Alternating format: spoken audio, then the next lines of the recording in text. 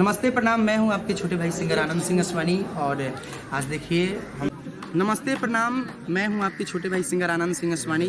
और आज आप लोग ये देखिए कि हम लोग मतलब शूटिंग पे हैं और यहाँ पे हमारे भाई हैं डीके शाह जी, और यहाँ पे हमारी बहुत ही अच्छी एक्ट्रेस और इनका नाम रिंकू रंगोली जी है। मैं चाहूँगा हमारे भाई का ये चैनल है, इस चैनल का नाम है अजय अनारी ऑफिशियल।